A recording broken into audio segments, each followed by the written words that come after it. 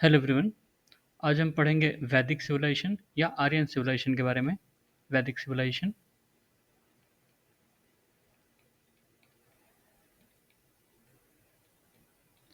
वैदिक सिविलाइजेशन, इसको हम आर्यन सिविलाइजेशन भी कहते हैं।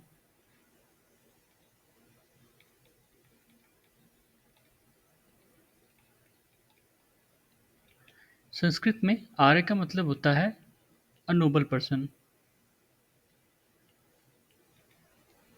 Nobel person.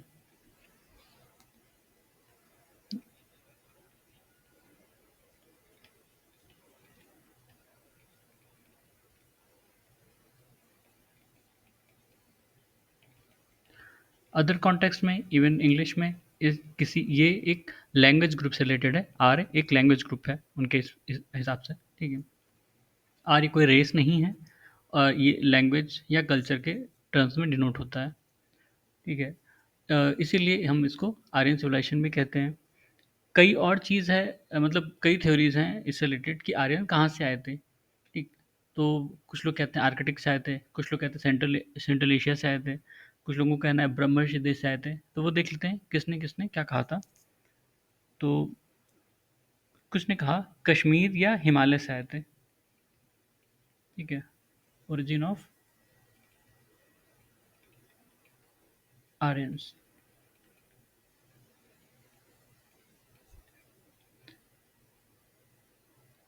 कश्मीर और हिमालय रीजन।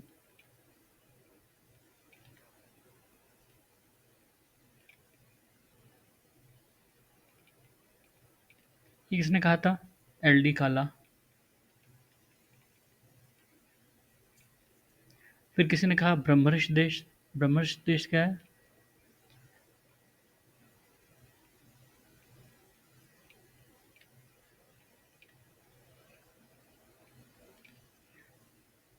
ये कहा किसने कहा था? पी गंगानाथ झा।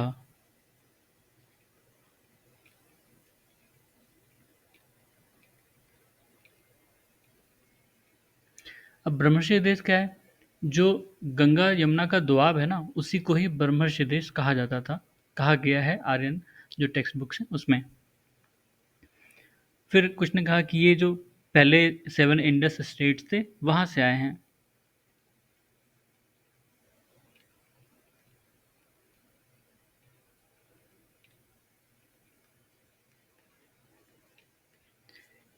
ये किसने कहा था? डॉक्टर अविनाश चंद्र दास।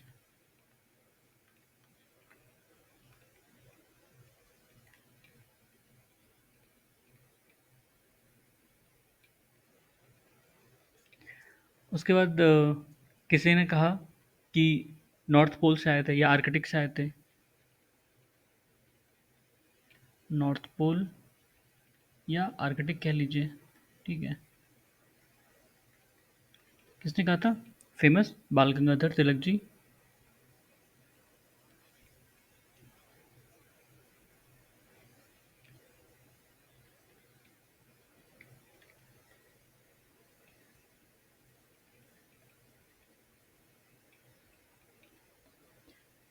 इसके बाद जो सबसे ज़्यादा एक्सेप्टेबल है कि ये सेंट्रल एशिया से आए थे।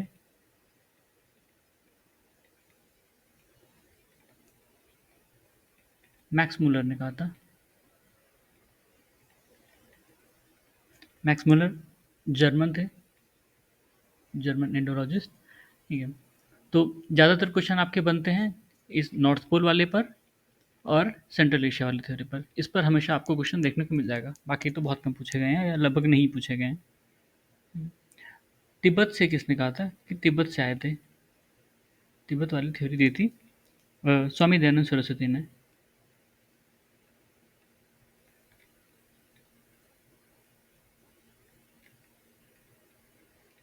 सरस्वती। ठीक है। ऐसे तो बहुत सारे हैं, तो सारे हमें नहीं देखने। ये इंडिया के ज़्यादातर, इसमें से इंडिया के हिस्टोरियन हैं जिन्होंने अपने व्यूज़ रखे थे। एक मैक्स मुलर सबसे ज़्यादा एक्सेप्टेड है, पर ये जर्मन थे। ठीक है। जर्मनी।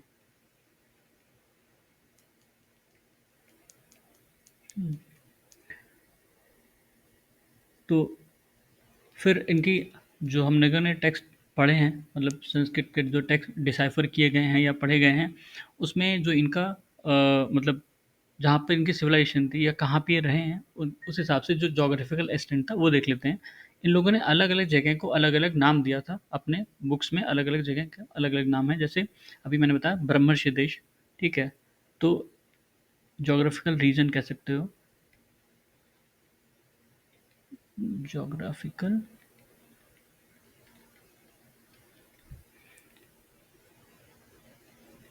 रीजन्स इन ऋग्वैदिक सोसाइटी या ऋग्वैदिक इरा, ऋग्वैदिक टेक्स्ट, ठीक है, ऐसे समझो। ब्रह्मर्षि देश,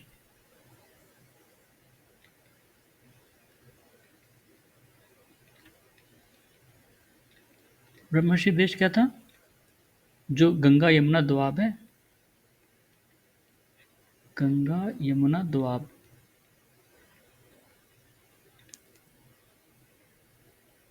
ठीक है, ब्रह्मर्षि देश। उसके अलावा मध्य देश, मध्य देश क्या था?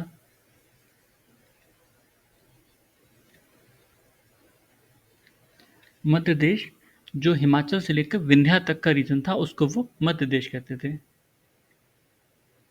Between Himachal and, sorry, Himachal कह रहे हैं, हिमालय,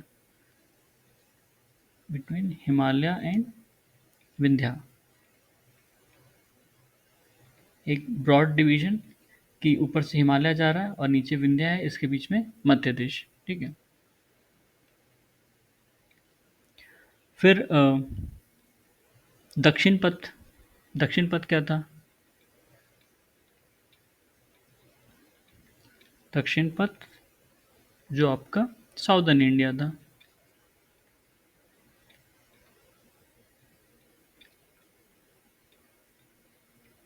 मतलब विंध्या के नीचे जो भी था उसको वो दक्षिण पथ में कहते थे, ठीक है, काउंट करते थे।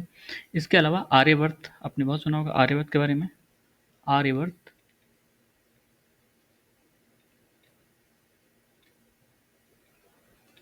आर्यवर्त जो नॉर्थ, होल नॉर्थ इंडिया में जो भी उनकी जहाँ भी सेटलमेंट था, उसको वो आर्यवर्त, आर्यवर्त कहते थे।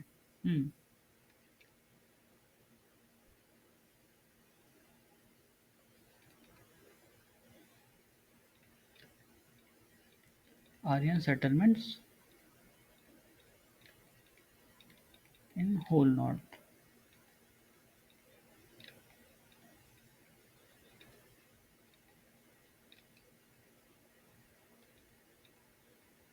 ओके, तो इससे हमें एक आइडिया लग गया कि वो कहाँ तक थे, कहाँ तक उनका सेटलमेंट था, कहाँ वो रहे, ऐसे करके। तो उसके बाद जब वो आए इंडिया और वो सेटल्ड हुए, नॉर्मली जो सेटलमेंट्स शुरू के बनते थे वो कहाँ बनते थे? नदियों के किनारे ना। तो ये भी जो सिंधु नदी और उसकी ट्रिब्यूटरीज हैं उसके आसपास सेटल हुए, और उनको उन्होंने अलग नाम दिया था। उस समय अलग नाम था ऑब्वियसली, बाद में उसके नाम चेंज हुए। तो जो नाम उन्होंने दिया था और उसका अब क्या नाम है वो देख लेते हैं, ठीक है। ऋग्वैदिक रिवर्स और उनके अभी के नाम,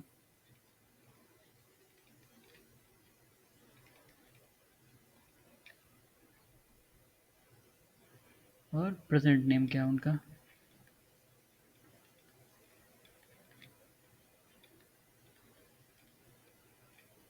तो सबके तो नहीं, जैसे मतलब सरस्वती का नाम सरस्वती ही था। सबसे पायस रिवर इनके लिए, जिसको ये अलग अलग नाम से भी कहते थे, मतलब डिवोशन ऐसा माते तमा, देवी तमा या नदी तमा, ठीक है। इसकी, इसको डिनोट करने के लिए बहुत सेक्रेट थी इनके लिए, मोस्ट रिवरेड या मोस्ट सेक्रेट।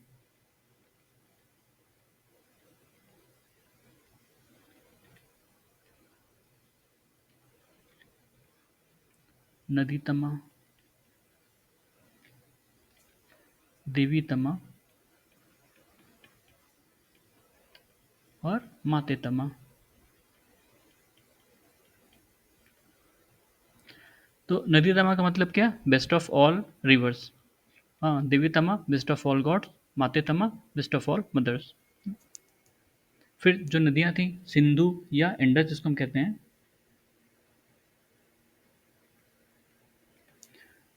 या इंडस।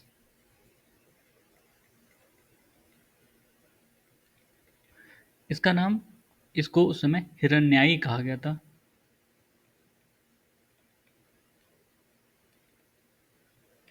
हिरण्याई, ठीक है। और जो नदियां थी, विपासा,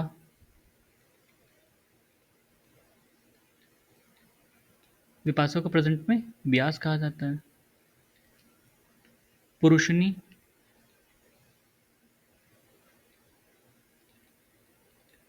प्रेजेंट में ये रावी है इसका नाम। विस्तासा, सॉरी वितास्ता, वितास्ता, झेलम, जो आपके कश्मीर से होके बहती है ना। और शतुद्री,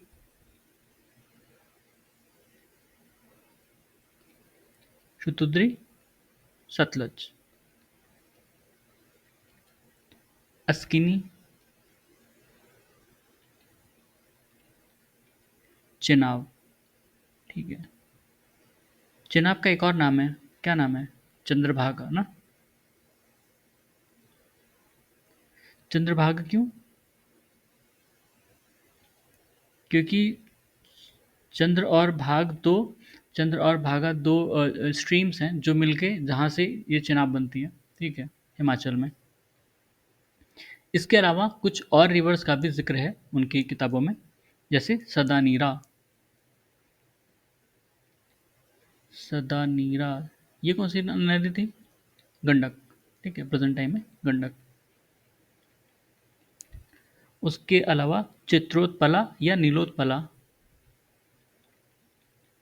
चित्रोत्पला या नीलोत्पला, ये कौन सी नदी है? महानदी, महानदी। अलग अलग पुराणों में, मतलब महाभारत में इसको चित्रोत्पला कहा गया है, मत्स्य पुराण और महोबा की कॉपर प्लेट में भी इसको चित्रोत्पला कहा गया है, महानदी को। और वायु पुराण में इसको नीलोत्पला कहा गया है, ठीक है। ये वायु पुराण में है, वायु पुराण। और ये महाभारत, महाभारत का जो भीष्म पर्व है, महाभारत, मत्स्य पुराण,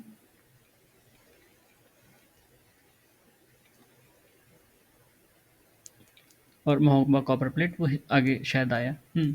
तो महानदी का ही नाम है। ये वो महानदी नहीं है जो उड़ीसा में बहती है, ये यूपी में ही एक नदी है, ठीक है, ध्यान रखना। फिर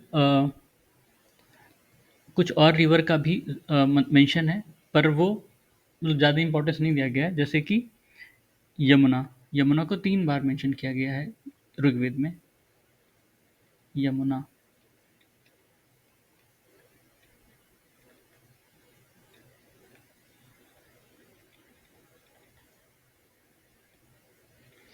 उसके अलावा गंगा, गंगा को 1 बार मेंशन किया गया है, जो कि आज सबसे इम्पोर्टेंट रिवर है।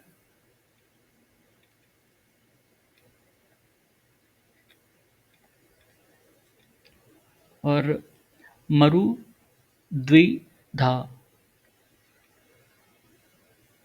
मारुद्विधा, ये कहाँ की नदी है? ये कश्मीर की नदी थी, ठीक है। इनके अलावा, ठीक है, ये तो इंडिया में, इंडिया के आसपास या इंडिया की नदियां हैं जो इंडिया से होके बहती हैं। इनके अलावा अफगानिस्तान की भी कुछ नदियां मेंशन थी, ठीक है।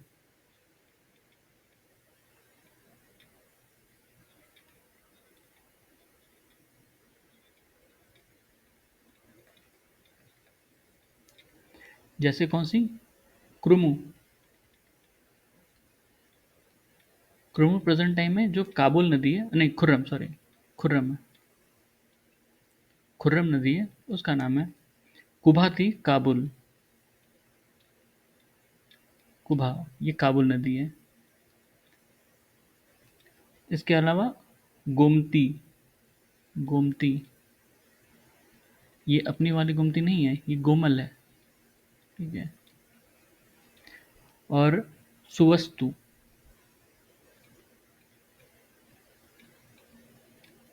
स्वस्तु कौन से हैं? स्वात रिवर, स्वात वैली सुना होगा, स्वात रिवर। ठीक है, तो ये सारी नदियाँ मेंशन्ड हैं ऋग्वेद में और उनकी अलग जो टेक्स्ट बुक्स हैं उसमें। ठीक है, और उनके प्रेजेंट नाम। तो हमें किन किन चीज़ों से इनके बारे में पता चला है, जो सोर्स हैं वैदिक कल्चर के सोर्स, सोर्सेस ऑफ वैदिक कल्चर।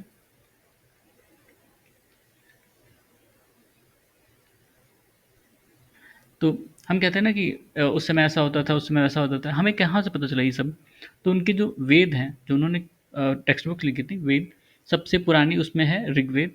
4 वेद हैं, ठीक है, ऋग्वेद, सामवेद, यजुर्वेद और अथर्ववेद। तो जो शुरू की 3 हैं उनको अ, वेदत्रयी भी कहा जाता है, वेदत्रयी को। 4 वेदा कौन सा है? ऋग्वेद,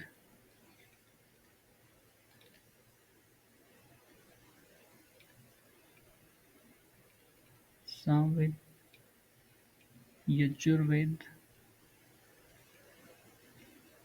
और अथर्ववेद।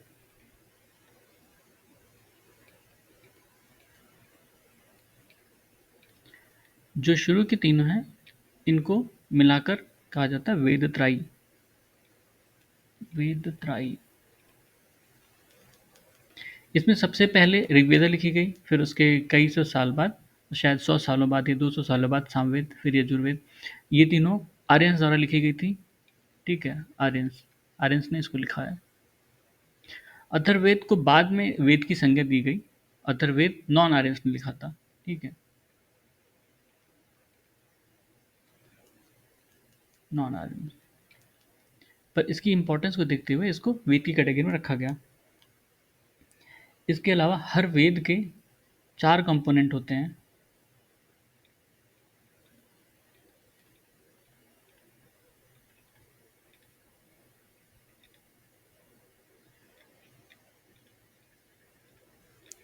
कौन कौन से हैं? संहिता,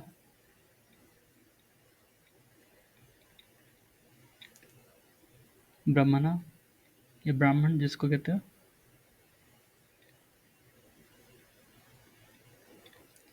उसके बाद अरण्यक और उपनिषद। इसमें जो संहिता और ब्राह्मणा है, ये कर्म कांड से रिलेटेड है।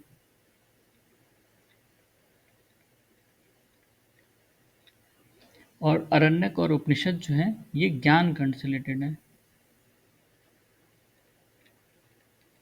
ठीक है, हर वेद में ये चारों कंपोनेंट होते हैं। शुरू के दो, मतलब संहिता और ब्राह्मणा जो है उसके कर्मकांड को रिप्रेजेंट करते हैं, बताते हैं, समझाते हैं। अरण्यक उपनिषद उसके ज्ञान कांड को बताते हैं। उपनिषद बेसिकली डील्स विद फिलोसफी। ठीक है, जो उपनिषद है वो फिलोसफी से डील करता है, या मेटाफिजिक्स जिसको आप कहते हो। अरण्य का मतलब फॉरेस्ट ही होता है बेसिकली। ये फॉरेस्ट टेक्स्ट है। जो ऋषि मुनि होते थे वो जब जंगल जाते थे वहाँ पे जो लिखते थे, उनको जो ज्ञान वहाँ मिलता था, उसको इसमें रखा गया है। फिर वैदिक लिटरेचर की बात करें तो इसमें यही सारे हैं। और ऋग्वेद में हम एक एक करके देखते हैं सारे वेदों को। ठीक है, सबसे पहले ऋग्वेद।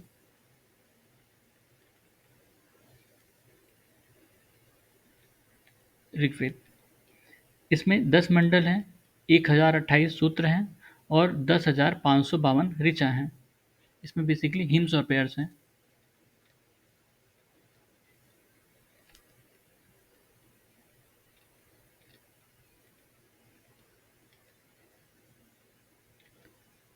ठीक है, इसके अलावा 10 मंडल,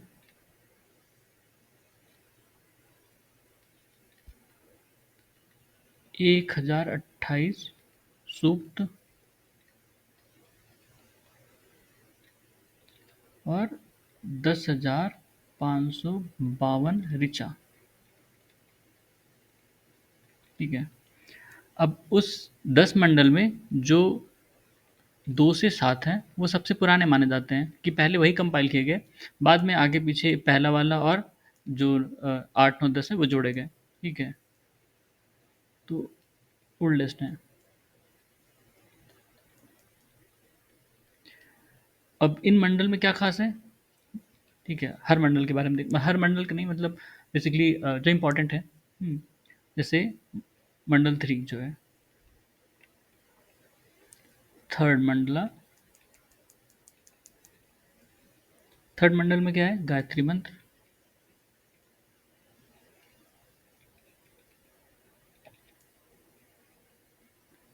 गायत्री मंत्र तीसरे मंडल में है, जिसको विश्वामित्र ने कंपोज किया था ना।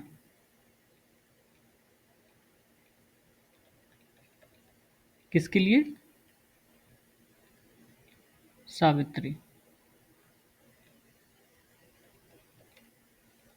सावित्री, सावित्र कौन है?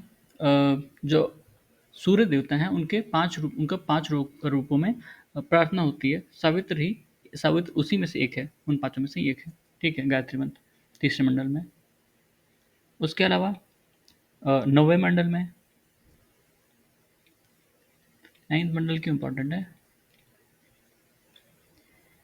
क्योंकि ये जो 9वां मंडल है, ये पूरा सोम पर डेडिकेटेड है। ठीक है, सोम एक तरह का रस होता था जिसको ये लोग पीते थे, और सोम देवता भी हैं इनके, दोनों चीज़ें हैं। ठीक है, इसलिए इसको कभी कभी सोम मंडल भी कह देते हैं। हम्म,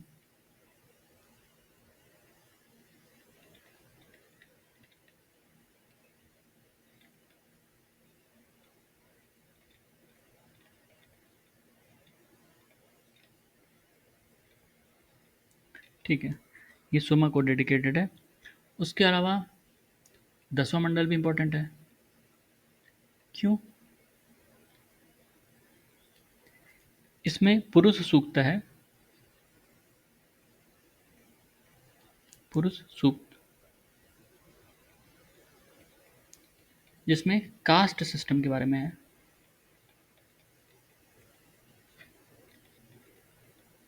और पहली बार इसमें शूद्र का मेंशन आया। ठीक है,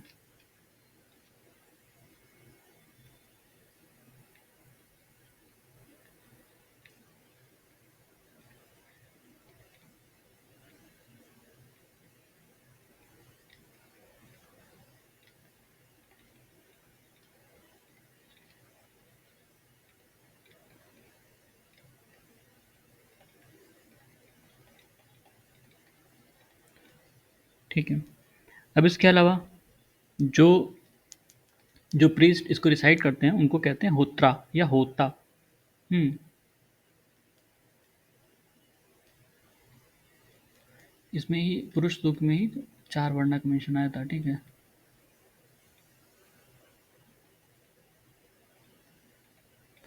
4 वर्ण का मेंशन आया था, जिसमें वही ब्राह्मण, क्षत्रिय, शूद्र, वैश्य, और उसमें शूद्र सबसे नीचे। जो इनके प्रीस्ट होते हैं ऋग्वेद के,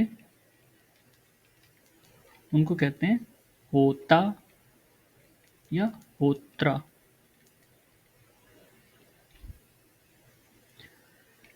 ऋग्वेद से जुड़े 2 ब्राह्मण हैं, ब्राह्मणा, ब्राह्मणा जो हमने देखा था।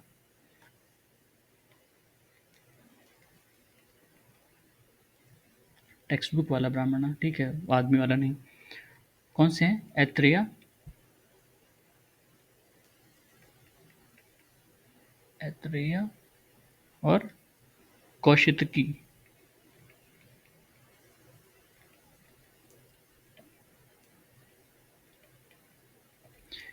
ये 2 ब्राह्मण हैं किसके? ऋग्वेद के। ठीक है, पतंजलि कहते हैं कि ऋग्वेद की करीब 11 ब्रांचेस हैं, मतलब 11 फॉर्म हैं। ठीक है,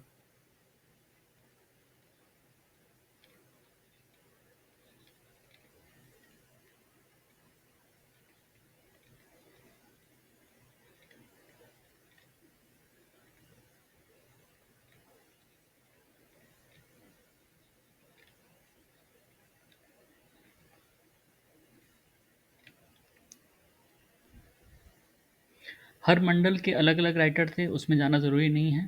ठीक है, क्योंकि 10 मंडल हैं, उसके राइटर्स हैं, किसी में एक हैं, किसी में 2-4 हैं, तो वो रट भी नहीं पाएंगे, वो याद भी नहीं रहेगा, इसलिए उसको छोड़ देते हैं। ठीक है, उसके बाद है सामवेद।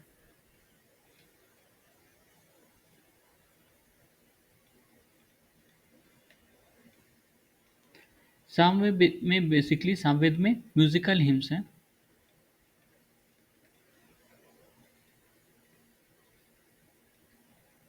अब इसमें ये एक तरह से समझाया गया है कि जो मंत्र हैं उनको कैसे पढ़ना है, किस टोन में पढ़ना है, ठीक है, कैसे गाना है उनको।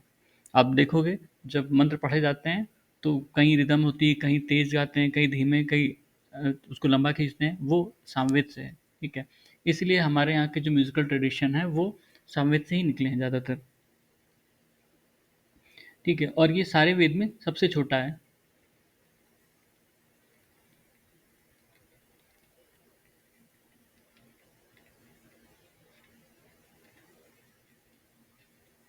सारे वेद में सबसे छोटा है। इसमें 1875 मंत्र हैं।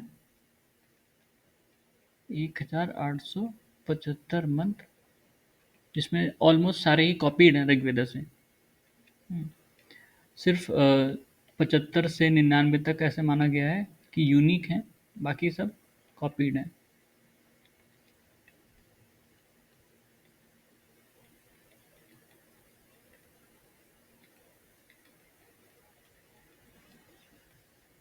ठीक है, इसको कभी कभी ऋग्वेद का उपवेद भी कह देते हैं।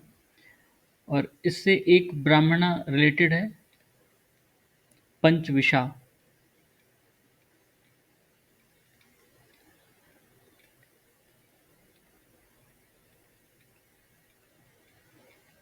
ठीक है, पंचविशा ब्राह्मण इससे रिलेटेड है। जो प्रीस्ट इनको गाते हैं या इससे रिलेटेड हैं उनको कहते हैं उद्गात्री।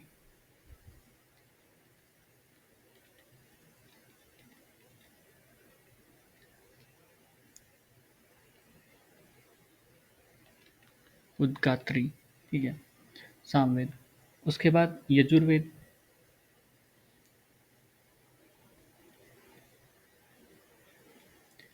यजुर्वेद यजुर्वेद में दो चीज़ें हैं, एक हिम्स हैं और एक रिचुअल्स हैं। यजुर्वेद का मतलब होता है विजडम ऑफ सैक्रिफिशियल फार्मूला, ठीक है।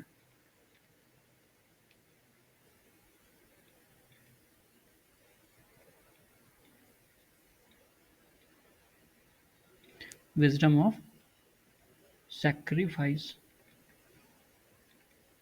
Sacrificial formula. इसमें बताया गया है कि रिचुअल्स को कैसे करना है या कैसे सैक्रिफाइस करना है। सैक्रिफाइस का ज़रूरी मतलब नहीं कि बलि देना, सैक्रिफाइस मतलब और भी चीज़ों से होता है, ठीक है। इसमें मतलब ये ऋग्वेद के बाद कंपाइल किया गया था। इसमें आपके दो ब्रांचेस हैं एक तरह से, एक होता है शुक्ला यजुर्वेद और एक होता है कृष्णा यजुर्वेद। शुक्ला मतलब वाइट और कृष्णा मतलब ब्लैक। तो सॉरी,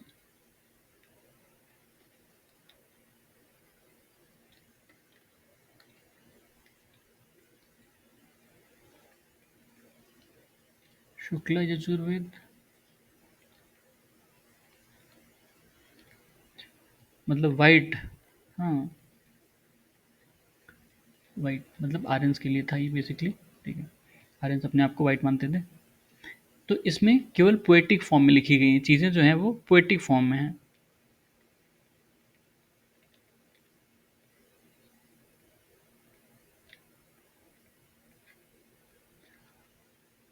इससे एक संहिता जो है वजसनेयी।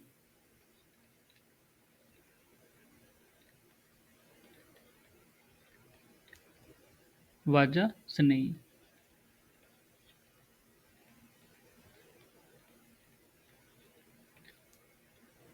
और इससे जो जुड़ा ब्राह्मण है वो कौन सा है?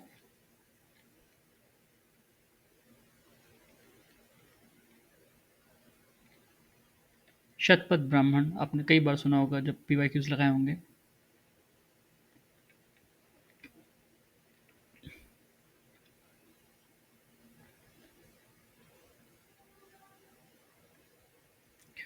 अब शतपथ ब्राह्मण जो है, इसमें चीज़ें प्रोज में लिखी गई हैं। और इसमें बताया गया कि कैसे उनकी जो मिथोलॉजी है या हिस्ट्री है वैदिक रिचुअल्स की, कैसे करना है। इसमें एक इम्पॉर्टेंट चीज़ मेंशन की गई, क्या? पुरुष मेधा। पुरुष मेधा का मतलब होता है एक तरह से नर बलि, ठीक है।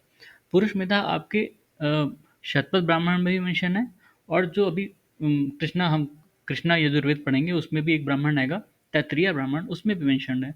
लेकिन हमेशा अगर पुरुष मेधा की बात आएगी तो शतपथ ब्राह्मण ही सही आंसर होगा क्वेश्चन में जब आएगा। ठीक है, इसमें मेंशन्ड है पुरुष मेधा। पुरुष मेधा मेंशन्ड है। ठीक है, इसमें एक और स्टोरी है किंग विदेगा की। जो किंग विदेगा माधवा थे, वो अपने पृष्ठ गौतम रहुगुणा के साथ जा रहे थे। ठीक है,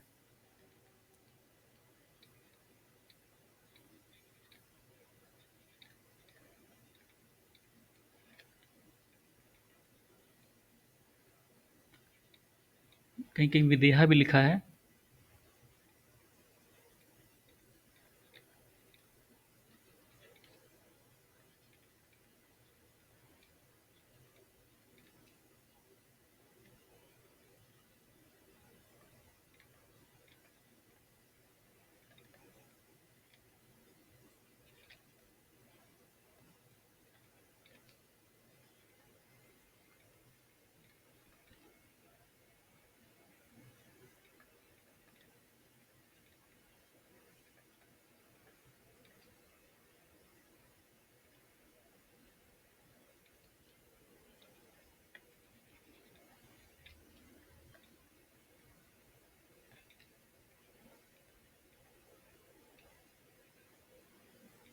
ठीक है, किंग जो थे वो अपने प्रेस के साथ जा रहे थे और आग लेके जा रहे थे। वो आग गिर पड़ती है और वहाँ शायद उनके हिसाब से ईस्ट में आग लग जाती है ऐसा। ठीक है, पूर्वी धरती पर। तो इसमें दो चीज़ें खास हैं, एक पुरुष मेधा और किंग विदेहा की जो स्टोरी है ये, जो ब्राह्मणा है, शतपथ ब्राह्मणा, उस पर मेंशन है। इसके बाद शुक्ला यजुर्वेद के बाद कृष्ण यजुर्वेद जो है, कृष्णा कृष्णा यजुर्वेद। कृष्णा यजुर्वेद मतलब ब्लैक, कृष्णा मतलब ब्लैक होता है बेसिकली। ठीक है,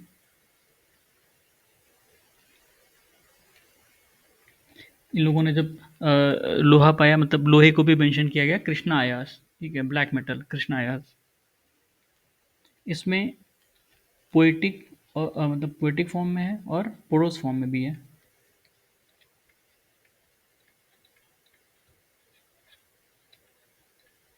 दोनों फॉर्म में है ये।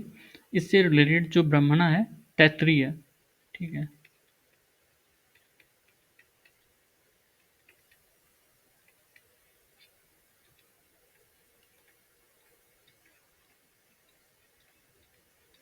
ठीक है, इसमें भी अ, पुरुष मेधा मेंशन्ड है।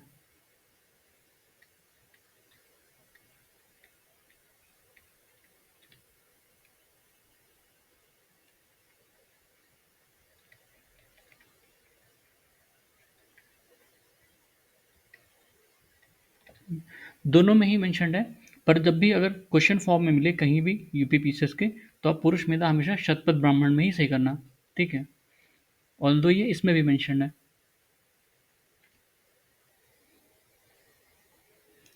फिर इसके बाद है अथर्ववेद, चौथा वेद जो था अथर्ववेद।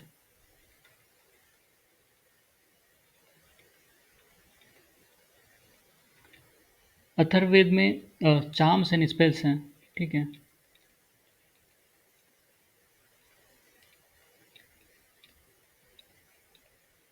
जादुई शक्तियाँ जैसे, हाँ।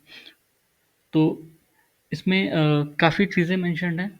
कुछ जो स्टेट थे उस समय के, अंगा, मगध, गंधारी और मजुवत, ये सब अथर्ववेद में मेंशन्ड है।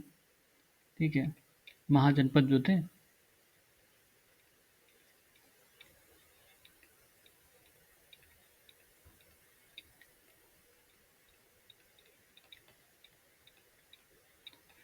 कौन कौन से अंग है? मगध,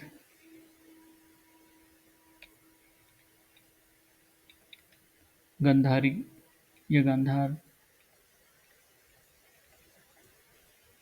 ठीक है, ये सारे मेंशन है। और आयुर्वेद का एक उपवेद है, नहीं, आयुर्वेद जो है अथर्ववेद का एक उपवेद है, इनका एक उपवेद है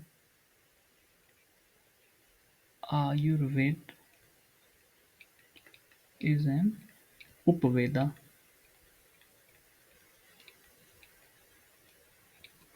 अथर्ववेदा। ठीक है, आयुर्वेद जो है अथर्ववेदा का ही उपवेद है। इससे जो ब्राह्मण रिलेटेड है वो है गोपथ ब्राह्मण। ठीक है, गोपथा ब्राह्मण।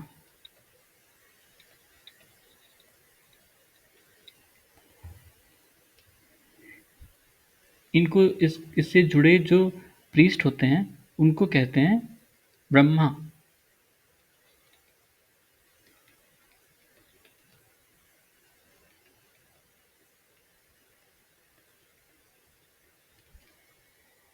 एक मिनट, ऊपर नहीं बताया था ना, जो यजुर्वेद से जुड़े प्रीस्ट होते हैं उनको कहते हैं अध्वर्यु।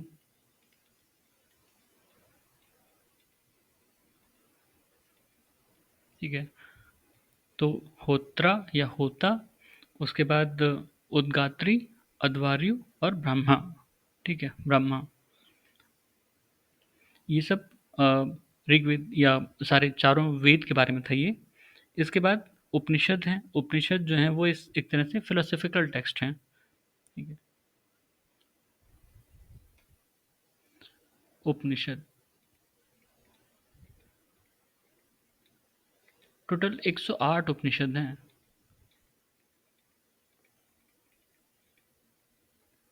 हम्म इसमें मोक्ष के बारे में है। मोक्ष का मतलब जो रिबर्थ होता है, मतलब लाइफ और डेथ। कहते हैं ना कि इंसान एक उससे इंसान क्या कहते हैं, इंसान को 84 लाख योनि के बाद इंसान का जन्म मिलता है।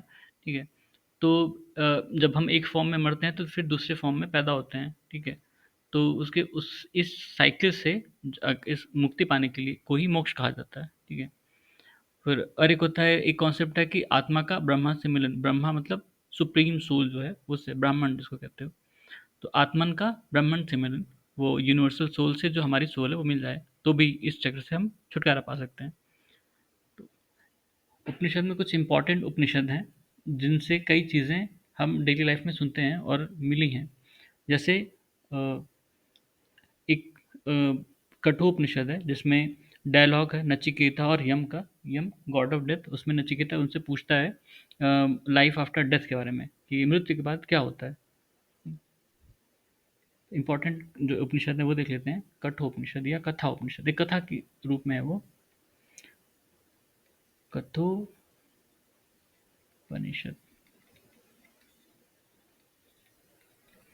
इसमें डायलॉग बिटवीन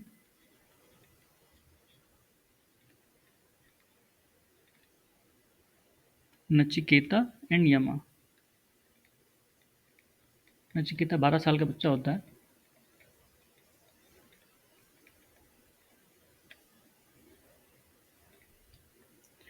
फिर आपने सुना होगा मुंडकोपनिषद के बारे में, सत्यमेव जयते जो टैगलाइन है।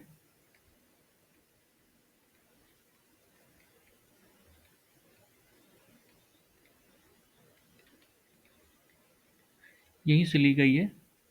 हाँ, ये सोर्स है सत्यमेव जयते का।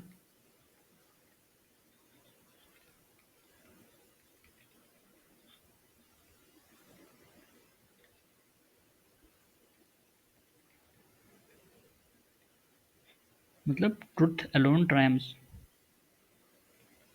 सत्य अकेला ही जीत जाता है, इसका मतलब है। ठीक है, फिर एक इम्पॉर्टेंट उपनिषद है। कौन सा? बृहदारण्यक।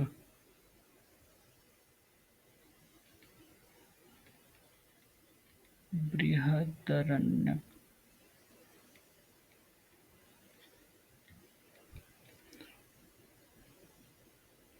ये किसने लिखा था? याज्ञवल्क्य का।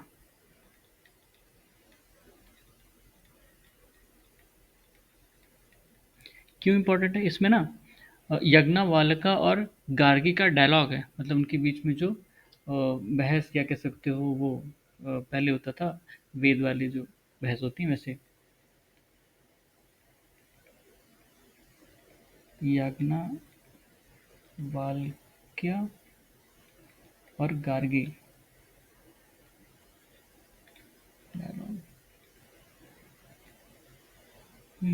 इसमें था ये बृहदारण्यक उपनिषद में। उसके बाद छंदोग्य उपनिषद।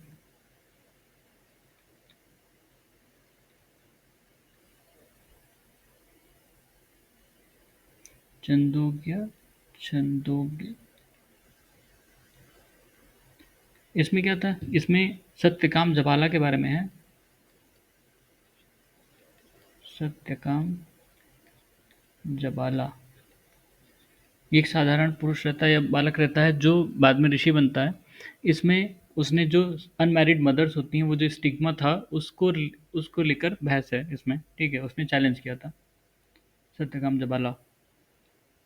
हम्म, उसके बाद एक और उपनिषद है श्वेत शतारव, जिसका मतलब होता है वाइट हॉर्स, ठीक है? श्वेता श्वेताश्वतारा, ठीक है? श्वेता श्वेतारा ये यजुर्वेद से रिलेटेड है, ठीक है?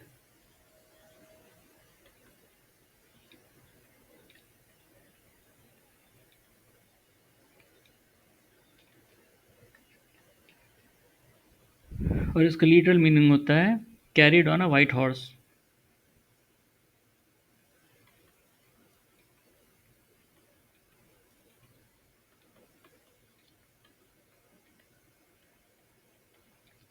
इसका मीनिंग होता है carried on a white horse, श्वेत सितारा। हम्म,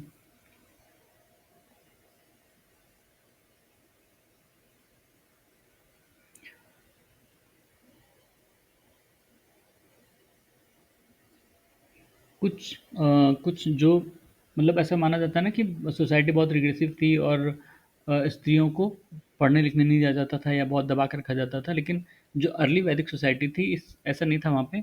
उसमें कुछ ऐसी मतलब कह सकते हो स्त्रियां थी जिन्होंने कई सारे उपनिषद में वो लिखा है, इवन वेद में भी लिखा है, मेंशन्ड है।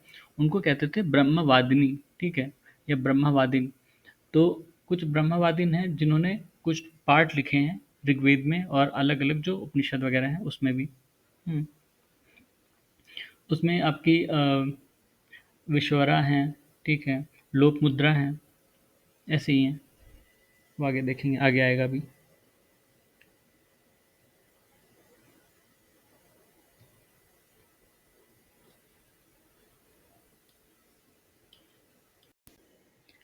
फिर उसके बाद पुराण है। आपके कितने हैं? अपने पास 18 पुराण है टोटल, ठीक है? पुराण कितने हैं?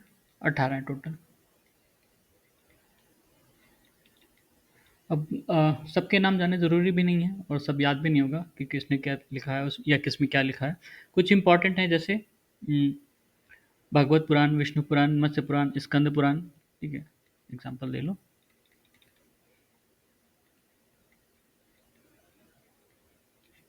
भागवत पुराण, विष्णु पुराण,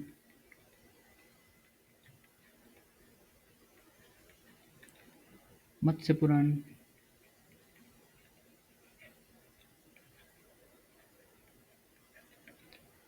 स्कंद पुराण, ठीक है?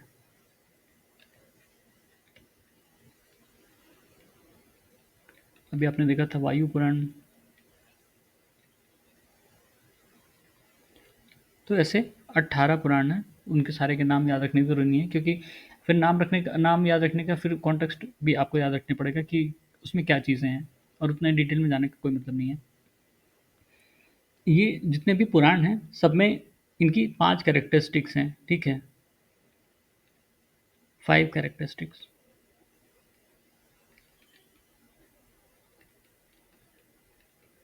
जिनको कहा जाता है पंच लक्षणा या 5 ट्रेड्स, ठीक है? पंच लक्षणा। पंच लक्षणा क्या है? इसमें कुछ चीज़ों का ज़िक्र है जैसे सर्ग, प्रतिसर्ग,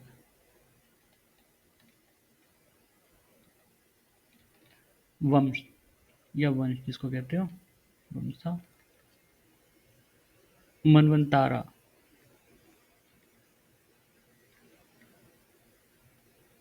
और वंशाणु चरित्र।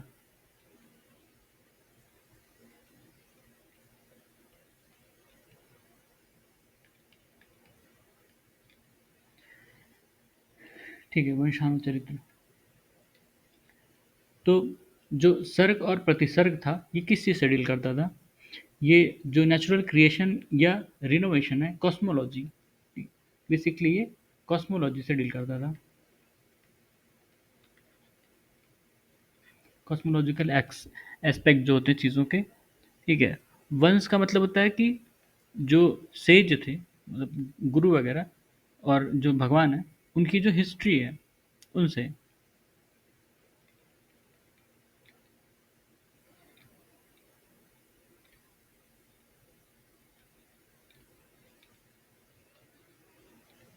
ठीक है। मनवंतारा क्या है? ये मनु जो थे, ठीक है, अलग अलग मनु जो अलग अलग टाइम पीरियड में थे उनसे रिलेटेड है।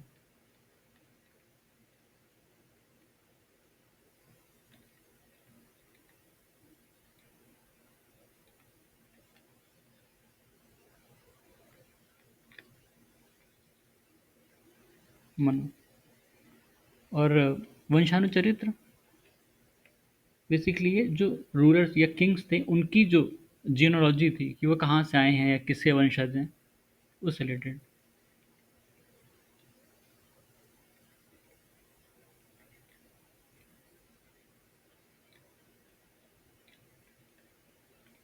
ठीक है। इसमें जो पुराण है, पुराण में सबसे इम्पोर्टेंट भागवतम को माना गया। जो भागवत पुराण था सबसे इम्पोर्टेंट है, उसको क्राउन ज्वेल माना गया, सारे ही उसमें क्राउन ज्वेल है ये। ठीक है। महाभारत के बारे में आपने पढ़ा होगा। महाभारत में महाभारत से श्रीमद् भागवत गीता निकली है, मतलब उसमें मेंशन है। ठीक है। तो महाभारत, इसको शुरू में जया या जया संहिता कहते थे। शुरू में इसमें केवल 8,800 वर्सेस थे, ये श्लोका थे। ठीक है। 8,800 वर्सेस और श्लोका, तब इसको कहते थे जया और जया संहिता। ठीक है। जया संहिता। बाद में सबकी अपनी अपनी स्टोरी हो गई उसमें, तो ये बढ़ गया। फिर किसमें हो गया, कितने हो गए इसमें? 1,00,000 वर्सेस। ठीक है। 1,00,000 वर्सेस हो गए। तब इसको क्या कहने लगा? शाता सहस्री संहिता। शाता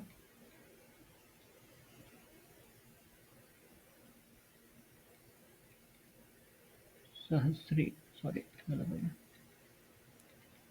शाता सहस्री संहिता।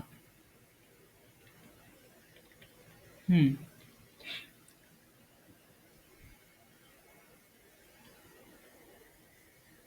अभी ऊपर बताया था नदी का नाम चित्रोत्पला, इसमें मेंशन थी। जो इसमें भीष्म पर्व है, भीष्म पर्व में चित्रोत्पला जो महानदी थी उसको मेंशन किया गया है, चित्रोत्पला। उसको कहा जाता था कि पुण्यदायिनी पापनाशिनी है, महानदी या चित्रोत्पला। ठीक है। भागवत गीता, मतलब महाभारत को किसने कंपोज किया था वैसे? वेद व्यास ने। ठीक है।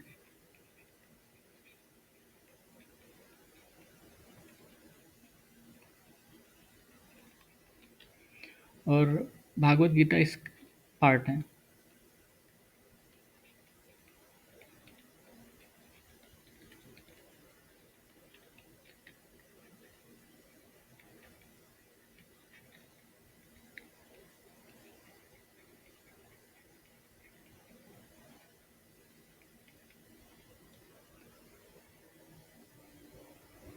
ठीक है। इसके अलावा और जो पुराण है, विष्णु पुराण, हमने कहा विष्णु पुराण में क्या है? विष्णु पुराण में मौर्यन डायनेस्टी के बारे में दिखेगा।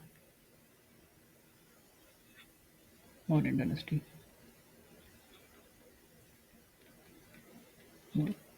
और वायु पुराण में गुप्ता डायनेस्टी के बारे में है।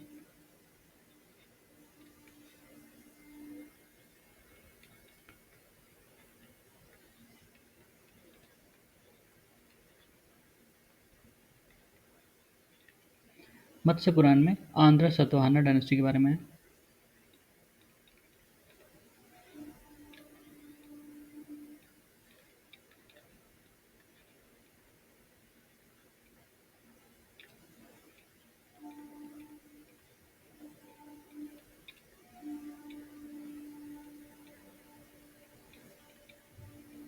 ठीक है। इसका मतलब क्या हुआ कि ये जो पुराण है, इस डायनेस्टी के बाद ही तो लिखा गया होगा, जब ये डायनेस्टी आई होगी। हाँ, वायु पुराण और विष्णु पुराण मौर्य डायनेस्टी के आसपास या उसके बाद में लिखी गई होगी। तभी तो इसमें ज़िक्र आया, जो इवेंट हुए हैं उसका ही ज़िक्र किया उन लोगों ने। तो ऑब्वियस सी बात है वो चीज़ें बाद में लिखी गई होंगी। तो रीसेंट क्रिएशन, आप पुराण को मान सकते हैं कि रीसेंट क्रिएशन है ये सब। उसके बाद है वेदांग। 6 वेदांग होते हैं। ये हर वेद से जुड़े हैं। टोटल 6 हैं। कौन-कौन से? शिक्षा,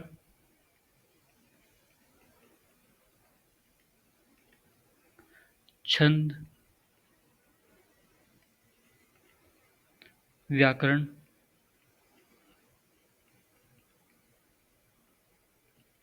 निरुक्त,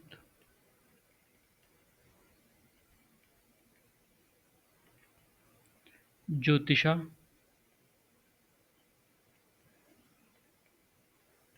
और कल्प। ठीक है। फिर 4 उपवेद हैं। उपवेद 4 हैं। कौन-कौन से? एक तो अभी हमने देखा था, आयुर्वेद भी अब एक उपवेद है। हुँ। इसके अलावा कौन से हैं? धनुर्वेद,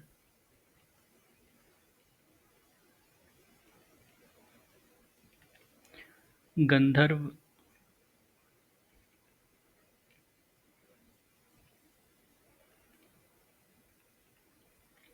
और शिल्पवेद।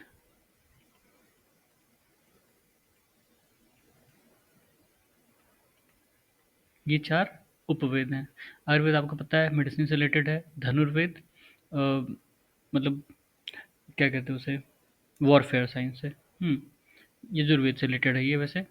और गंधर्ववेद मतलब म्यूज़िक डांस वगैरह से रिलेटेड है। शिल्पवेद आर्किटेक्चर, ठीक, आर्किटेक्चर वगैरह से, एडमिनिस्ट्रेशन, गवर्नेंस, उन सब चीज़ों से रिलेटेड है ये। आयुर्वेद वैसे तो अथर्ववेद से रिलेटेड था। ठीक है। पर कहीं-कहीं मेंशन है ना कि ये ऋग्वेद से भी रिलेटेड था काफ़ी कुछ। अब कैसे था ये नहीं पता, पर कुछ क्वेश्चन में इसको ऋग्वेद से सही माना गया है कि इसका रिलेशन ऋग्वेद से था। धनुर्वेद जो है वो किससे रिलेटेड था? यजुर्वेद। यजुर्वेद, ठीक है। और गंधर्ववेद सामवेद से रिलेटेड था। म्यूज़िक से रिलेटेड था ना, सामवेद। और शिल्पवेद भी अथर्ववेद से रिलेटेड है।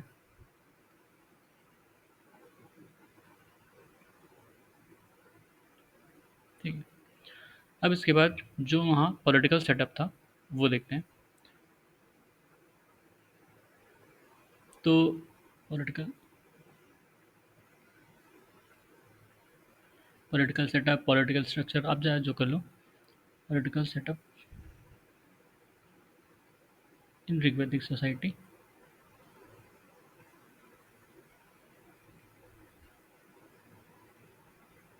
या पॉलिटी, जैसा भी समझ लो। तो यहाँ जो सबसे छोटी यूनिट होती थी कुला, यानी फैमिली। ठीक है। कुल, कुल से बड़ी ग्राम। हम्म, ग्राम से बड़ी विस, और विस से बड़ी विश जना या गना। कुला का जो हेड होता था कुलपति।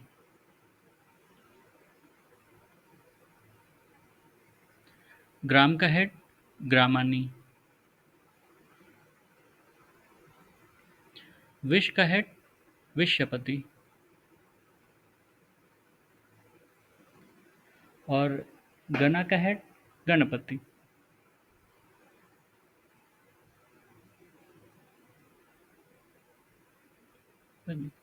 ये जना या गना जैसे समझ लो। और इन सबसे ऊपर राजा किंग। किंग को क्या क्या कहते थे? राजन। राजन या गोपा। गोपा मतलब प्रोटेक्टर।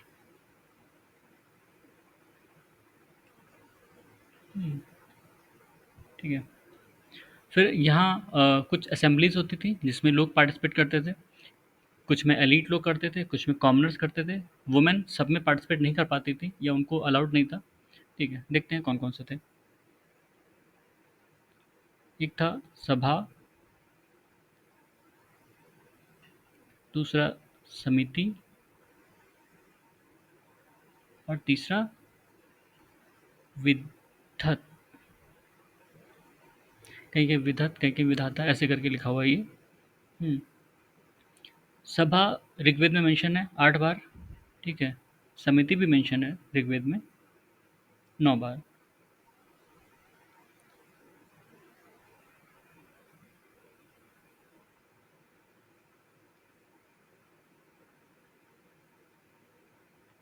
ऋग्वेदा। और ये 9 टाइम्स। ठीक है।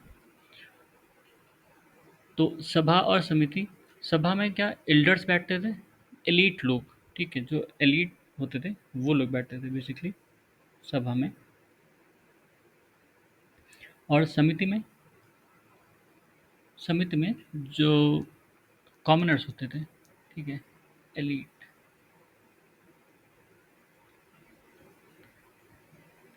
और समिति में commoners.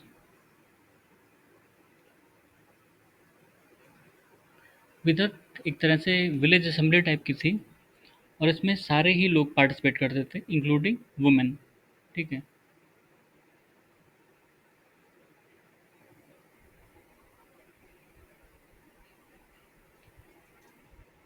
Women could participate in दोनों में। Women could participate. ठीक है, इसमें इसमें समिति में नहीं। और जो सभा था, सभा के पास जुडिशियल फंक्शंस थे। Judicial function. Judicial function.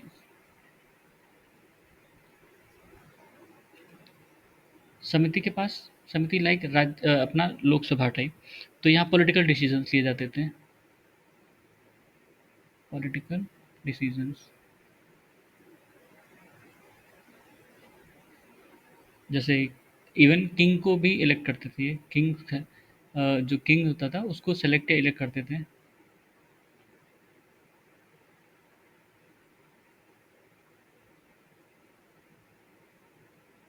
As the case में भी। तो ये सब समिति में होता था। किंग को हटाना भी। ठीक है, इवन रिमूव।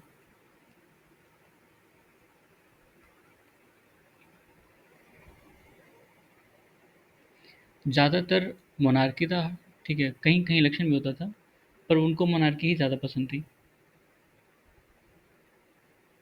इसके अलग अलग फंक्शनरीज थे। ठीक है, उनके अलग अलग काम थे और उनके अलग अलग नाम थे। जैसे पुरोहित। पुरोहित कौन होता था? रॉयल प्रीस्ट या एडवाइज़र। रॉयल प्रीस्ट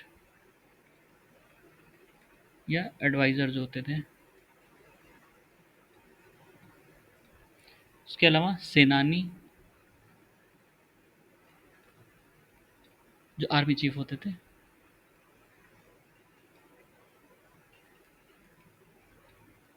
फिर ग्रामानी हमने देखा था, विलेज के जो हेड होते थे।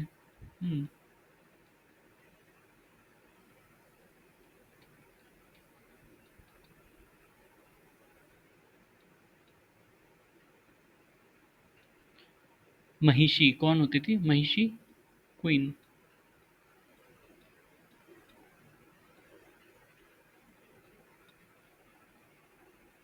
फिर सुता, हुई सुता, चैरियटर।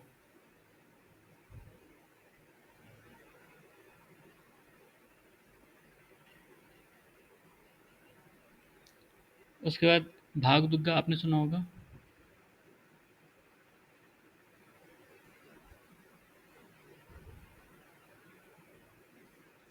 ये कौन होता था? Revenue collector.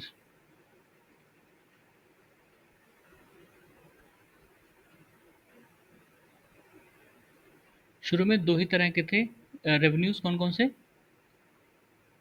भागा और बलि। ठीक है। ये मतलब मैंडेटरी होता था कि कुछ हिस्सा देना है, ये वॉलेंट्री होता था, आप देना चाहो तो दे सकते हो। हम्म, भागा बलि। ठीक है।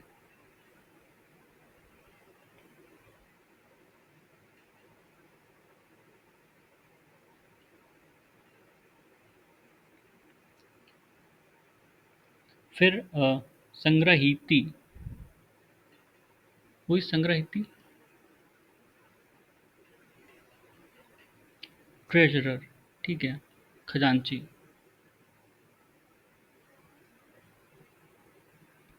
उसके बाद अक्षवापा।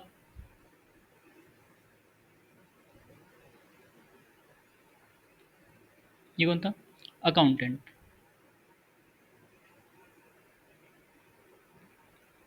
फिर पालागल। मैसेंजर।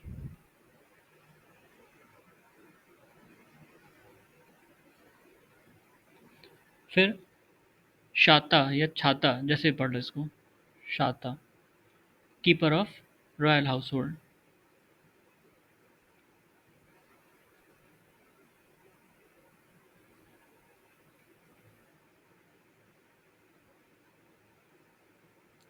तो बेसिकली इतने जो ऑफिसर्स थे मेंशन्ड हैं, अलग अलग क्वेश्चंस में भी आए हैं ये, इनके नाम और इनके फंक्शंस। ठीक है, ये सब ऋग्वेदिक एज से रिलेटेड हैं।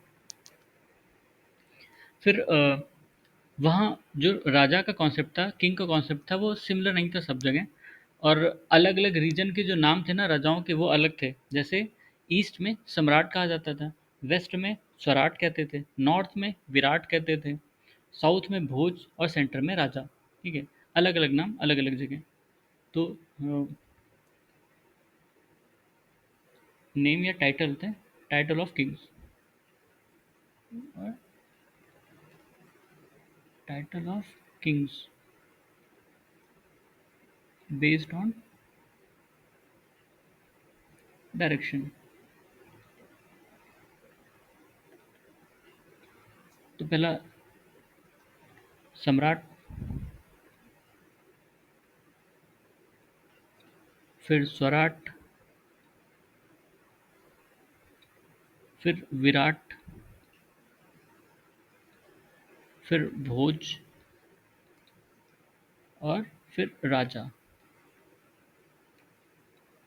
राजा। ठीक है, ये कहाँ था? सेंटर में। ये सेंट्रल प्रोविंस जो भी कहते हो। भोज साउथ में, विराट नॉर्थ में, स्वराट वेस्ट में, और सम्राट ईस्ट में। ठीक है, जैसे कोई राजा अगर ईस्ट से है तो उसको सब उसके टाइटल में सम्राट लगा देते थे। ठीक है, अगर वेस्ट से है तो स्वराट लगा देते थे, ऐसे। ठीक है, और जो यूनिवर्सल रूलर होता था उसके लिए चक्रवर्ती। चक्रवर्ती मतलब यूनिवर्सल रूलर, सबसे बड़ा।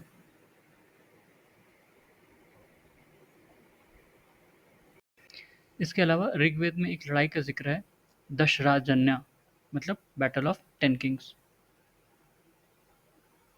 दशराजन्या,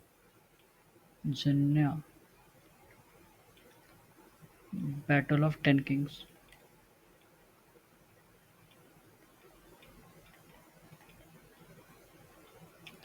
इसमें 10 राजन्ना में एक तरफ एक ट्राइब थी और दूसरी तरफ 10 ट्राइब थी, ठीक है? तो एक तरफ भरत ट्राइब का नाम है भरत और इसके राजा थे सुदस, सुदस, ठीक है? और दूसरी तरफ 10 किंग, 10 किंग्स। उस 10 में 5 जो थे आर्यन थे, आर्यन ट्राइब के किंग थे और 5 जो थे वो नॉन आर्यन थे,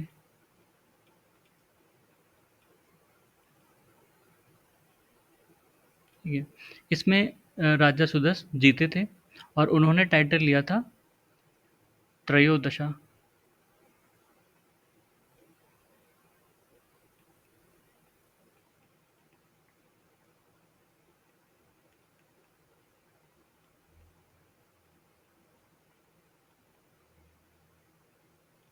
ठीक है? ये लड़ाई कहाँ पे हुई थी पता है? बैंक ऑफ परुष्णी रिवर यानी रावी रिवर,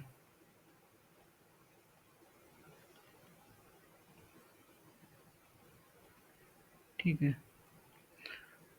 और ये जो 5 आर्यन ट्राइब थी, ये पंचजना कहलाते थे, पंचजना, ठीक है? यहाँ पे लिख देते हैं पंचजना, क्योंकि इनका नाम जो था ना, इनके एंसेस्टर के नाम पे जिन्होंने उसको वो किया था, मतलब इस्टेब्लिश किया था, उनके नाम पर था। तो उन ट्राइब का नाम था यदु, तुर्वासा, द्रोहिया,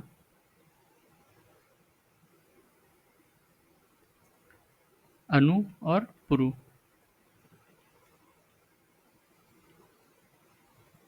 ठीक है? पैट्रियार्कल थी, ठीक है?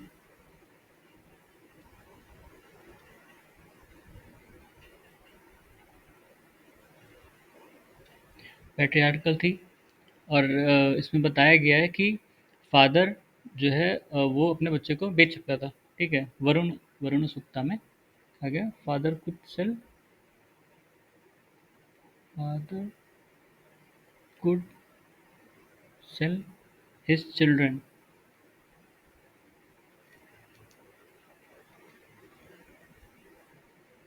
ठीक है? ये वरुण सूक्त था, उसमें कहा गया। हम्म।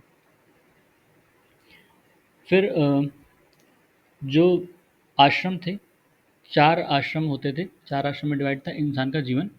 बेसिकली वो मानते थे कि इंसान 100 साल जीता है तो उसको 25-25 में डिवाइड कर दिया था। सबसे पहले ब्रह्मचर्य, फिर गृहस्थ, फिर वानप्रस्थ, उसके बाद सन्यास, ठीक है? 4 आश्रम्स।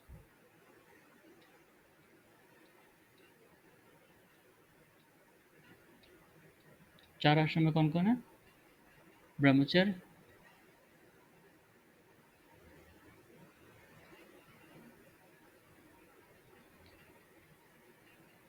गृहस्थ,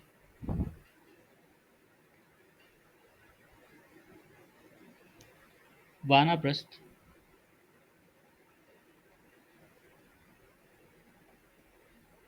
और सन्यास। ये ऐसा क्यों था? ऐसा क्यों डिवाइड किया था? क्योंकि उनका उद्देश्य था कि इनके थ्रू हमें 4 पुरुषार्थ प्राप्त करने हैं। इंसानों को 4 पुरुषार्थ प्राप्त करने के लिए ये कहा गया था। वो 4 पुरुषार्थ कौन से थे?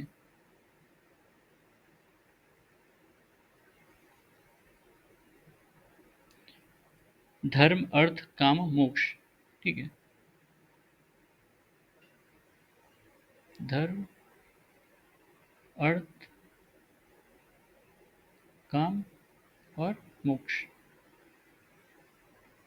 इन 4 पुरुषार्थ को प्राप्त करने के लिए इंसान का जीवन 4 आश्रम में डिवाइड किया गया था।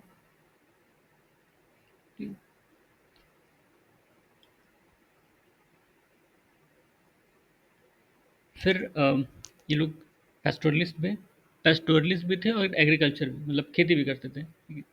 तो यहाँ चीज़ों के नाम अलग थे, जैसे आज हम चावल कहते हैं, गेहूँ कहते हैं, तो उस समय क्या कहते थे? यावा, यावा मतलब बार्ले, ठीक है।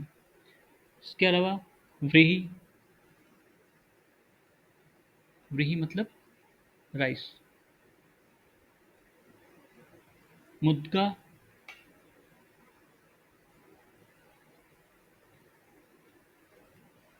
मुद्गा मतलब मूंग बीन।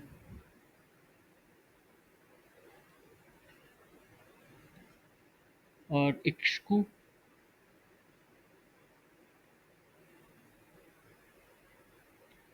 Sugar cane.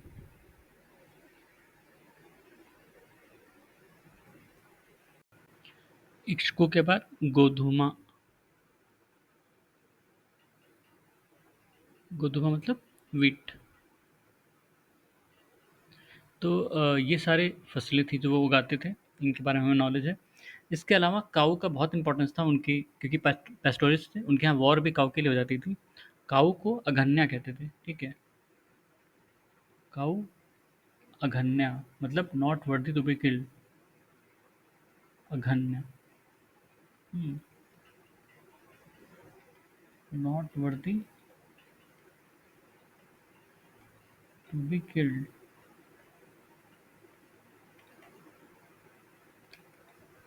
काऊ की अच्छी इंपॉर्टेंस थी। और काऊ से रिलेटेड था गोत्र, मतलब दो नॉट सिमिलर, बट गोत्रा का मतलब होता था काऊ शेल्टर,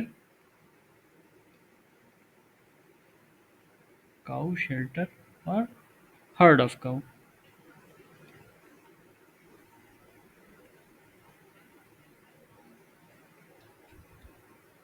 इसका इसका रिलेशन था फैमिली लीनियज से, ठीक है, जैसे आज भी गोत्र वगैरह पूछा जाता है तो उससे रिलेटेड था, ठीक है। इनकी प्राइमरी इकोनॉमिक एक्टिविटी जो थी वो काऊ ब्रीडिंग थी। काऊ ब्रीडिंग एक तरह से इनकी प्राइमरी इकोनॉमिक एक्टिविटी, एग्रीकल्चर भी करते थे पर क्योंकि पैस्टोरिस्ट थे तो उससे बहुत जुड़े थे। और ऋग्वेद में कई ऐसी सारी प्रेयर्स हैं जिसमें इन्होंने कहा, मतलब उसका जो सार है कि इनके जो कैटल हैं, कैटल का नंबर बढ़ जाए, ठीक है। फिर जो ये मेटल्स इस्तेमाल करते थे उसमें एक था निष्का। निष्का मतलब, वैसे तो जिक्र जो है निष्का ग्रीवा, गोल्ड नेकलेस, ठीक है, गोल्ड नेकलेस, निष्का ग्रीवा, निष्का मतलब गोल्ड, ठीक है। बाद में निष्का एज अ करेंसी, मतलब उसका करेंसी की तरह भी इस्तेमाल होने लगा। और हमने देखा कि उस समय कुछ महिलाएं थीं जो बहुत ज्ञानी थीं और उन्होंने वेद पुराणों में भी अपना मतलब लिखा है, कुछ न कुछ लिखा है, ठीक है, उन्होंने पार्टिसिपेट किया है। तो उनको हम ब्रह्मवादिनी कहते थे, ब्रह्मवादिनी।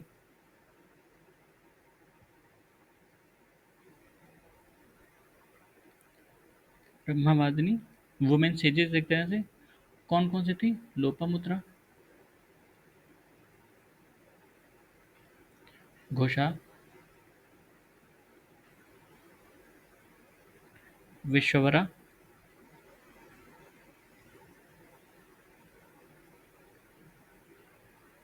सिक्ता। गार्गी भी एक तरह से मतलब वो भी काफ़ी विद्वान थी, लेकिन उनको वो ब्रह्मवादिनी नहीं थी, उन्होंने शायद लिखा नहीं, ठीक है।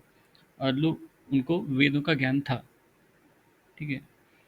तो लोपमुद्रा जो थी वो ऋषि अगस्त्य की पत्नी थी।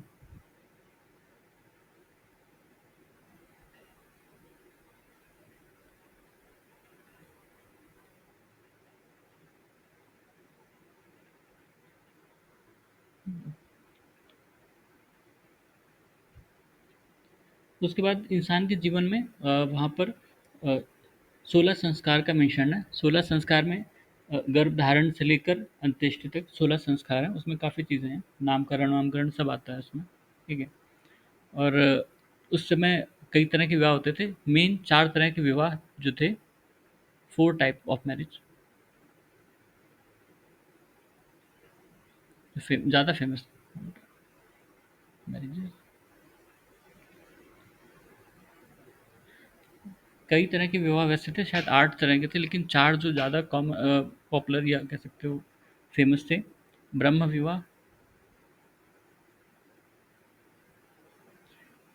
और प्रजापत्य,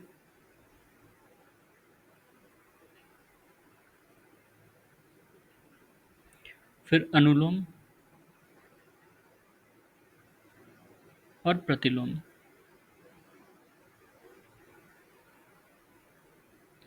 ब्रह्म विवाह मतलब एक तरह से अरेंज मैरिज, ठीक है, अरेंज था, और ये वैदिक रिचुअल्स के हिसाब से होता था, ठीक है।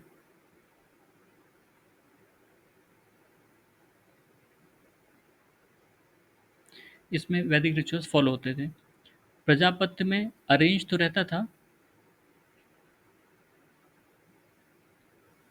पर इसमें वैदिक रिचुअल्स नहीं फॉलो होते थे।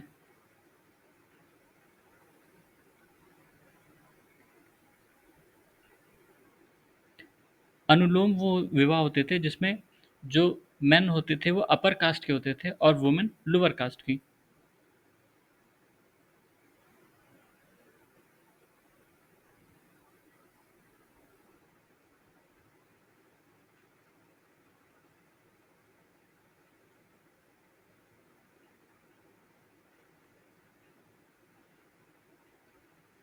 और प्रतिलोम इसी का रिवर्स, जिसमें लोअर कास्ट का पुरुष होता था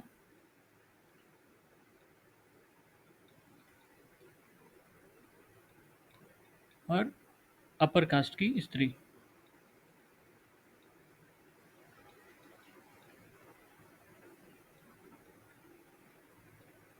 ठीक है।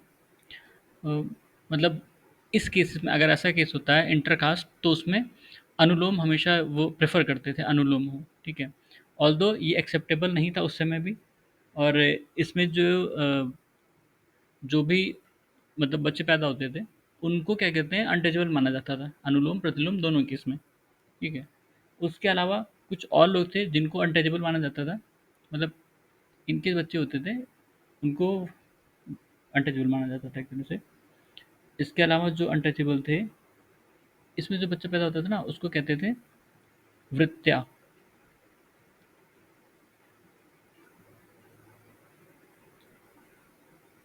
और इसमें चांडाल, ठीक है। दोनों ही बाय बर्थ अनटचेबल है इस केस में। उसके अलावा कुछ और जो अनटचेबल जिनको माना गया था, वो थे निषाद। निषाद कौन होते हैं? जिनको एक्सकम्युनिकेट कर दिया गया था सोसाइटी से, ठीक है। एक्सकम्युनिकेटेड।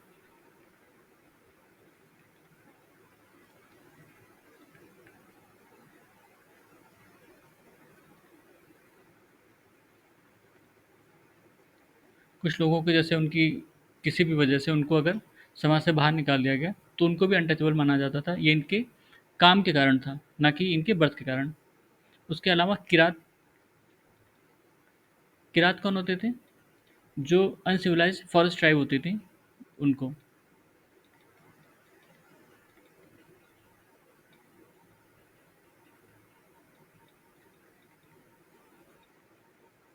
हुँ। उसके अलावा अंत्याज जो होते थे, अंत्याज कौन होते थे? वो जो साफ-सफाई का काम करते थे, ठीक है।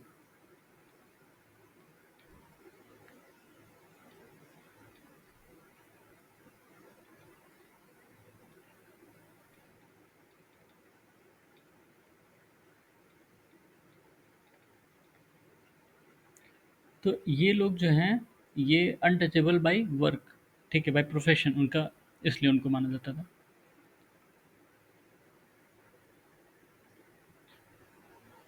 फिर इनका जो रिलीजन था, रिलीजन में 3 तरह के भगवान होते थे।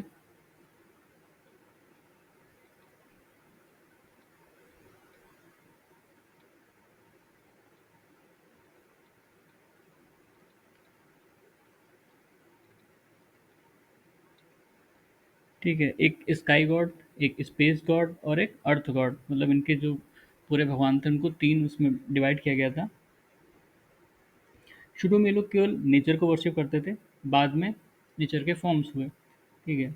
और क्योंकि यज्ञ और सैक्रिफाइस इनका मानना था कि भगवान जो है यज्ञ और सैक्रिफाइस से मतलब रिचुअल से खुश खुश होते हैं, इसलिए इनके ऋग्वेद में ज़्यादातर चीज़ें जो भी प्रेयर्स हैं वो रिचुअल्स को फॉलो करती हैं। ठीक, किसी न किसी रिचुअल को यजुर्वेद उसी लिए लिखा गया है कि कैसे क्या करना है आपको मंत्र पढ़ते पढ़ते, कौन से रिचुअल्स फॉलो करने हैं।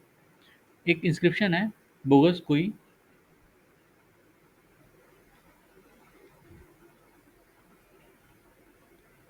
बोगस कोई इंस्क्रिप्शन,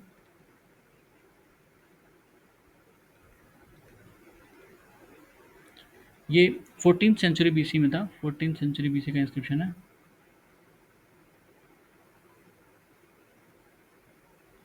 कहाँ पे मिला था?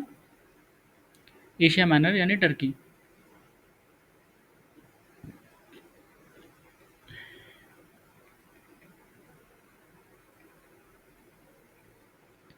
इसमें कुछ आर्यन गॉड्स का नाम लिखा है, मतलब मेंशन्ड है एक तरह से। कौन कौन से? इंद्र, वरुणा, मित्र और नसत्य।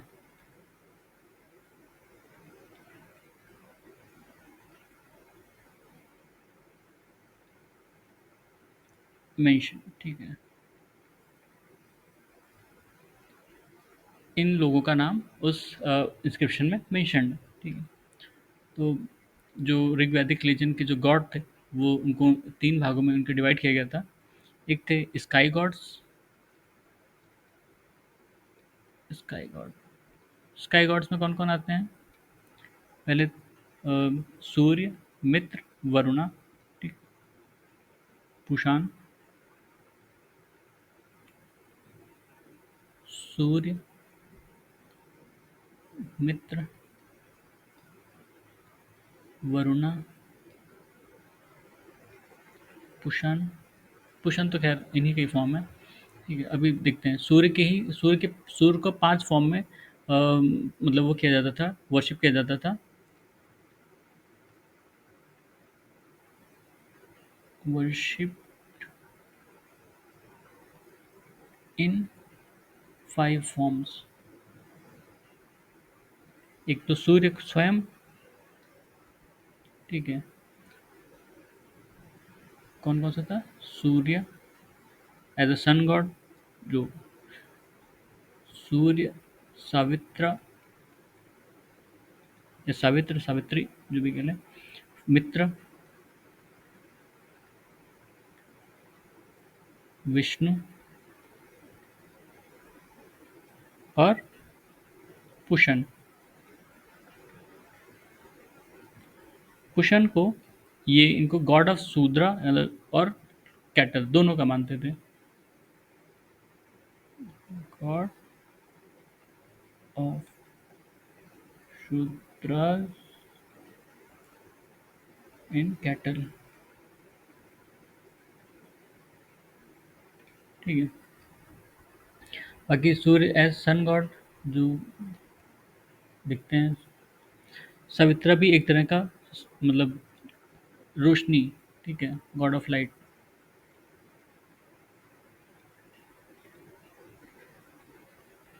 लाइट एनलाइटमेंट वैसे। मित्रा एक तरह के सोलर गॉड हैं। और विष्णु, विष्णु वो जिन्होंने 3 कद में पूरा धरती कवर कर लिया, ठीक है।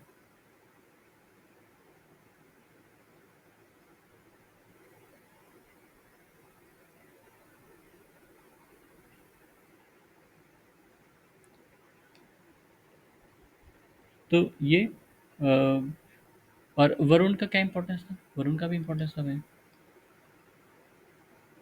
वरुण को, ठीक है, वरुण को मोरल ऑर्डर का प्रोटेक्टर माना जाता था ना, ठीक है। Guardian of moral order.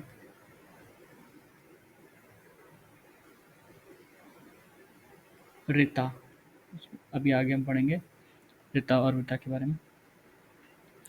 फिर स्काई गॉड्स के बाद स्पेस गॉड,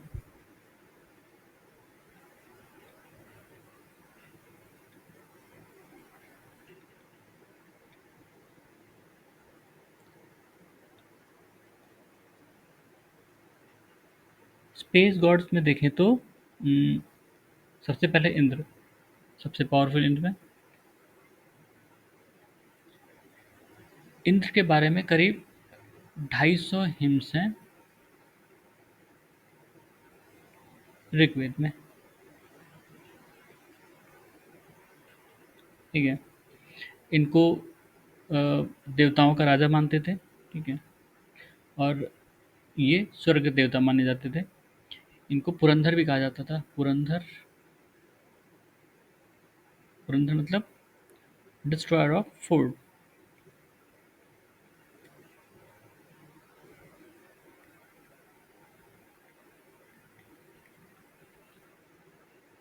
और इनको मतलब माना जाता था कि वज्र इनको हाथों में है, इनके हाथ में। तो इसलिए इनको God of haven, God of haven, lightning,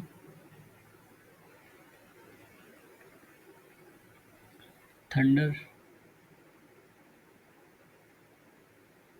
और रेन, ठीक है, इन सब चीज़ों के लिए। और मतलब सिनर को पनिश करने के लिए भी इन्हीं का आह्वान किया जाता था। इसके अलावा रुद्र को भी, रुद्र भी स्पेस गॉड थे। रुद्रा। हम्म। फिर अर्थ गॉड।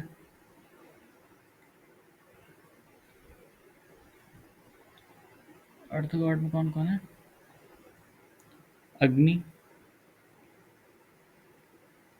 सेकेंड मोस्ट इम्पोर्टेंस जो दिया गया है अग्नि को, इनके ऊपर 200 हिम्स हैं ऋग्वेद में।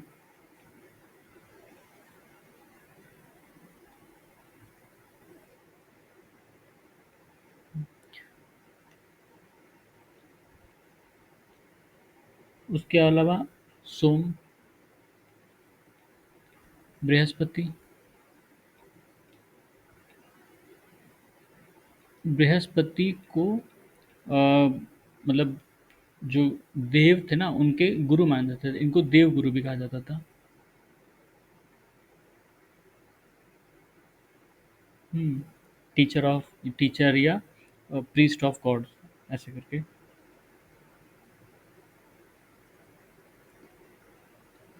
तो इसमें हम देखते हैं कि कई सारे भगवान हैं, पर वो उन जो उनकी फिलॉसफी थी भगवान को लेके, वो एकैक्यवाद थी, एकैक्यवाद। एकैक्यवाद मतलब जब वो किसी एक की प्रार्थना करते थे तो उनके लिए वही सुप्रीम होता था फॉर द टाइम बीइंग। ठीक है, सारे मंत्र सारे रिचुअल्स उस एक गॉड के लिए होंगे। अब अब हम देखते हैं कि सारे भगवान का आह्वान किया जाता है, लेकिन उनकी जो रिचुअल्स होते थे उसमें सिर्फ एक ही भगवान के लिए होता था। और वो एक ही भगवान का, मान लीजिए अग्नि अग्नि की पूजा करें तो सिर्फ अग्नि के बारे में सारे मंत्र सारे रिचुअल्स होंगे। इंद्र की पूजा करें तो सिर्फ इंद्र के बारे में, इंद्र के ही मंत्र होंगे, इंद्र से रिलेटेड मंत्र होंगे, उन्हीं की पूजा होगी, उन्हीं से रिलेटेड रिचुअल्स होंगे। ठीक है। तो वही था एकेश्वरवाद। ठीक है।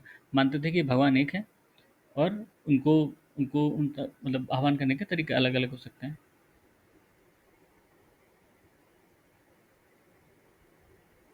ठीक है। तो हमने तो एक देखा था कि जो ऋता और धर्म, ठीक है, इसका कॉन्सेप्ट।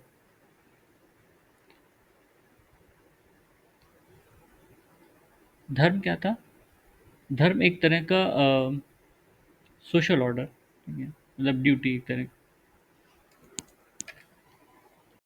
इसमें जैसे हम देख रहे हैं कि बहुत सारे गॉड हैं, मतलब आप देखेंगे तो ऐसा लगेगा कि ये लोग पॉलीथीस्ट थे। ठीक है, क्योंकि बहुत सारे देवताओं की पूजा करते थे, लेकिन अ, ये एकैक्यवाद को फॉलो करते थे। एकैक्यवाद क्या है? एकैक्यवाद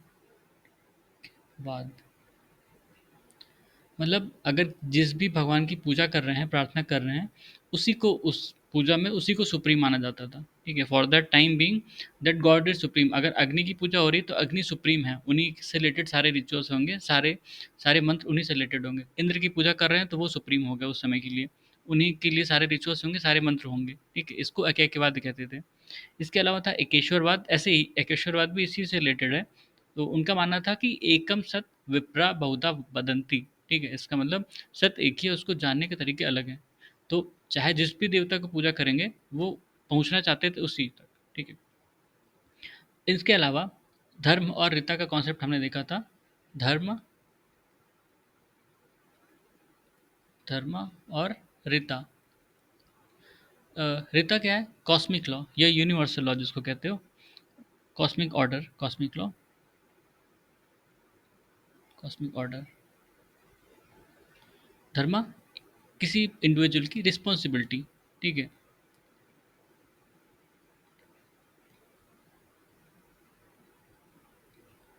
ड्यूटी और रिस्पॉन्सिबिलिटी।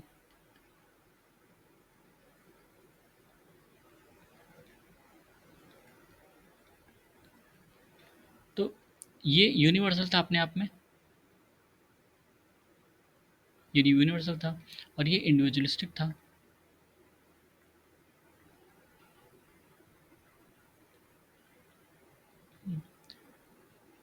तो ये कैसे रिलेटेड है? मतलब रीता, धर्म से आपका कर्म। ठीक है, जो भी आप एक्शन करोगे अपने धर्म के अकॉर्डिंग, ठीक, वही मतलब कॉस्मिक ऑर्डर को बैलेंस करेगा। और आप अगर ये नहीं करते हो तो उसको अधर्म माना जाएगा। अधर्म, अधर्म में क्या होगा कि जो कॉस्मिक ऑर्डर है वो इम्बैलेंस हो गया। फिर वरुण देवता का आह्वान किया जाता था। वरुण देवता क्या? वरुण को ऋतस्य गोपा कहा जाता था। ऋतस्य Gopa, Varuna, God Varun,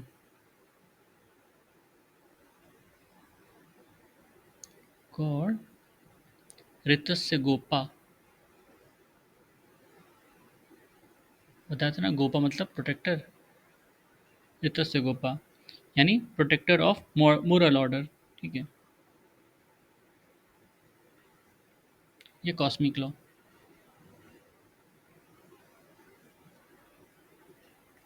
cosmic order. ठीक है, तो इसमें यही सारे कॉन्सेप्ट थे। हमने सब कुछ लगभग खत्म कर दिया, इसमें इसमें कुछ भी बचा नहीं है। एग्जाम पॉइंट ऑफ व्यू से सारे ही टॉपिक्स कवर कर लिए हैं। ठीक है, सुनने के लिए धन्यवाद।